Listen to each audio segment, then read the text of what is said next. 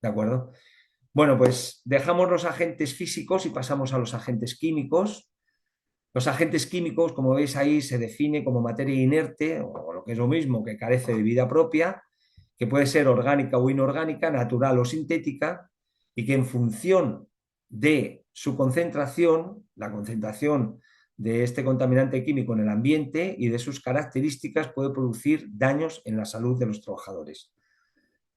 Como ya vimos en la parte introductoria, se pueden presentar los agentes químicos en forma molecular o en forma de agregados moleculares. Si se presentan en forma de molecular, pueden ser gases o vapores. Gases, pues son esos fluidos amorfos que ocupan el espacio que los contiene, que modificando la presión y la temperatura cambian de estado físico. Y los vapores, pues son aquellos que a una determinada presión y temperatura coexisten con la fase líquida y modificando esta presión y temperatura cambian de estado físico. Es lo que sucede, por ejemplo, con las nubes, ¿no? Que al hacer frío, pues descargan el agua que llevan y es cuando llueve. Y en forma de agregados moleculares que pueden ser tanto sólidos como líquidos. A estos agregados moleculares se les denomina partículas o también aerosoles sólidos. Estas partículas o aerosoles sólidos en suspensión en el aire pueden ser polvos, que es cuando proceden de un proceso de disgregación de la materia, fibras, que solamente se consideran como tales cuando el diámetro, como ya dije, es inferior a un tercio de su longitud, y los humos, que proceden de procesos de combustión incompleta o de humos metálicos en las operaciones de soldadura. Y por último, los aerosoles líquidos o nieblas, que son gotitas o partículas líquidas en suspensión en el aire, ¿de acuerdo? Y bueno, pues es justamente esas partículas líquidas en suspensión en el aire, también se lo denomina aerosoles líquidos o nieblas, que pueden, pues, no sé, proceder, por ejemplo, de un proceso de atomización, o con un aspersor, etcétera. Los factores que determinan la peligrosidad de los contaminantes químicos, pues son estos que vemos aquí, que en primer lugar sería la toxicidad, que es la capacidad que tiene un agente químico de ocasionar daños en la salud; la dosis, o también denominada el nivel de exposición, que es la concentración en el ambiente de ese contaminante químico por el tiempo de exposición al cual está expuesto el trabajador; la predisposición individual de cada persona, ya que bueno, cada cuerpo es un mundo, y lo que a X trabajadores, a muchos trabajadores no les hace ningún daño o muy poquito, en cambio a otro, pues la verdad que el daño que le ocasiona es bastante considerable en comparación con las otras personas que he dicho.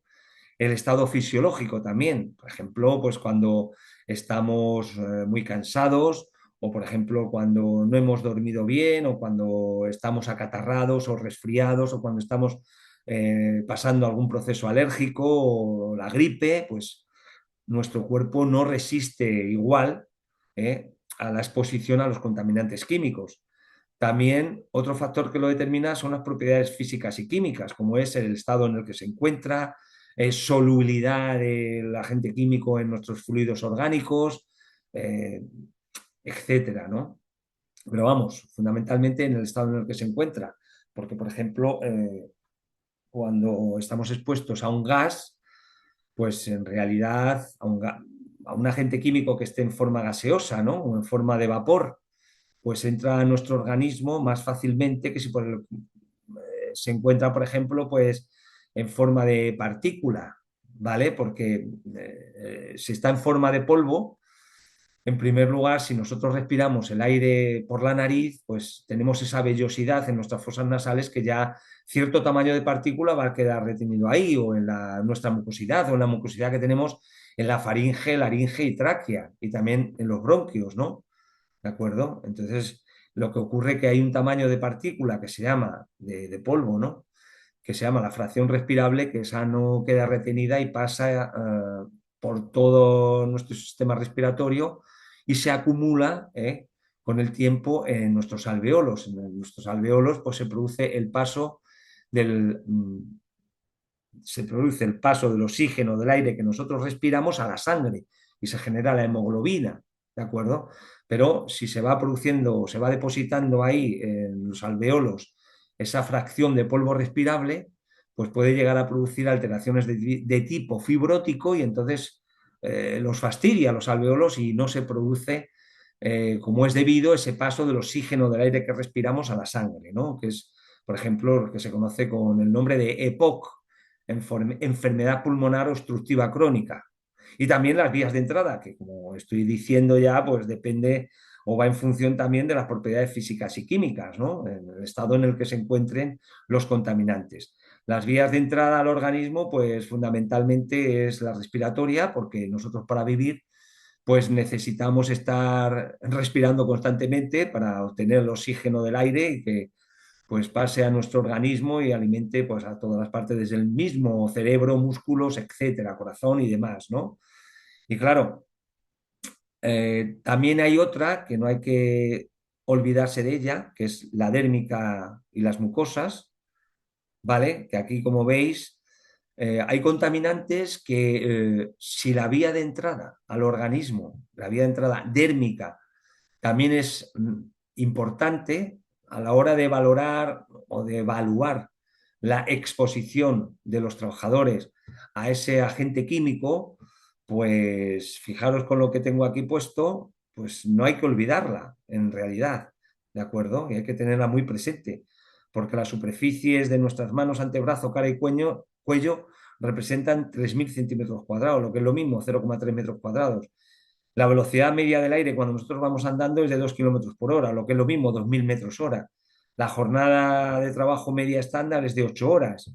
Entonces, fijaros, el volumen de aire expuesto a la piel, a esas partes que he dicho, manos, antebrazo, cara y cuello, es la multiplicación de todo esto que he dicho, ¿no? La superficie, 0,3 metros cuadrados, por la velocidad media del aire cuando andamos, 2.000 metros horas, por 8 horas son 4.800 metros cúbicos de aire. Y el volumen de aire que nosotros inspiramos es de 10 metros cúbicos al día, ¿de acuerdo? Pero bueno, que también, como digo, la principal vía de entrada es la respiratoria, pero con algunos agentes químicos contaminantes, la dérmica y mucosas también es bastante representativa, ¿vale? Bien, luego estaría la digestiva, que esta fundamentalmente se produce pues, por una falta de higiene profesional, ya que cuando hayamos estado, por ejemplo, pues manejando cualquier producto químico, pues antes de beber, comer o fumar, lo suyo es lavarse bien las manos y la cara con agua y jabón y enjuagarse la boca con agua, ¿de acuerdo? Siempre antes de beber, comer o fumar, ¿vale? O, por ejemplo, también accidentalmente, por ejemplo, que suele hacerlo en ocasiones con bastante frecuencia, el trasvasar el contenido de un producto químico de su recipiente original a otro recipiente, bueno, pues que comúnmente utilizamos para contener bebidas, como por ejemplo el agua mineral o un refresco o similar, ¿no? Entonces, y bueno, eso ya sería una práctica muy insegura, pero encima no colocarle ninguna etiqueta, ¿de acuerdo? Por ese motivo han ocurrido en más de una ocasión accidentes, pues por no tener identificado el contenido de un recipiente, confundirlo con el agua o con un refresco y, bueno, pues beberlo y entrar vía digestiva a nuestro organismo. Y por último estaría la vía parenteral, que, bueno, nuestra piel es una capa protectora, ¿de acuerdo? Que está compuesta por la dermis, epidermis e hipodermis, y luego ya al final pues están estos capilares y demás. Bueno, pues cuando tenemos alguna herida, pues claro, esa capa protectora pues no existe y entonces entran los contaminantes a través de esa herida con mucha más facilidad, alcanzando esos capilares o vasos sanguíneos y repartiéndose pues nuestro sistema circulatorio por todo nuestro organismo. Bien, bueno, vamos a ver. Bueno, esto era lo que tenía que haberos comentado al hablar de la dosis, de que ya en el siglo XVI un científico suizo, Paracelsus, dijo que todas las cosas son veneno y nada hay que no lo sea, solamente la dosis determina que una sustancia sea veneno o no lo sea.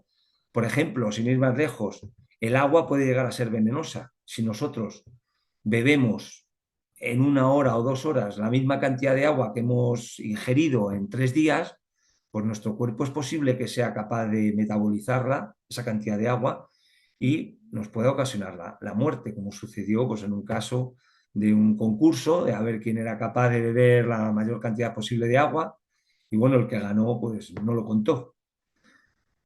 Bien, no sé si recordáis cuando hablaba del esquema metodológico de la higiene industrial, que cuando identificamos un agente contaminante que está en contacto con los trabajadores, pues después de identificarlo, tenemos que en ocasiones medirlo para conocer a qué cantidad o concentración están expuestos los trabajadores, ¿de acuerdo? Y a la hora de medir, pues tenemos que llevar a cabo pues, esa estrategia de muestreo, y una vez obtenidos los resultados, tenemos que compararlos con esos criterios de valoración que están establecidos en la normativa o en otros criterios, en otras fuentes de reconocido prestigio, que entonces estaremos hablando de criterio de tipo técnico en lugar de criterio legal. El criterio es legal cuando viene recogido en alguna normativa, en alguna norma, en un real decreto, en una orden ministerial. Y en cambio, si no viene recogido, pero que está establecido por alguna entidad reconocido prestigio en la materia, pues entonces estaríamos hablando de un criterio de valoración técnico. Eh, Como veis aquí, hay dos tipos de valores: el valor ambiental, que ahora veremos cuál es, y el valor biológico, que fundamentalmente tenemos que echar mano de él en los casos en los que, como ya he dicho, la exposición se trata de agentes químicos que tienen o entran fácilmente vía dérmica a nuestro organismo, en cuyo caso, con una medición ambiental no es suficiente, y entonces tenemos que realizar análisis de sangre, análisis del aire expirado, análisis de orina, para determinar la cantidad de metabolitos, que es el contaminante una vez que entra en nuestro organismo. Pues el organismo trata de metabolizarlo y genera eso que se denomina metabolitos, ¿de acuerdo? Y ver si sobrepasa pues, los criterios de valoración, pero en este caso de los valores biológicos. Entonces comparamos y concluimos, y podemos llegar a concluir si la situación es segura siempre y cuando los resultados obtenidos no superen esos valores, esos criterios de valoración, esos valores ambientales o valores biológicos, cuando no lo sobrepasan, y en cambio concluiremos que la situación es peligrosa o no es segura para la salud cuando los resultados obtenidos superan el criterio de valoración ambiental o el criterio de valoración biológico.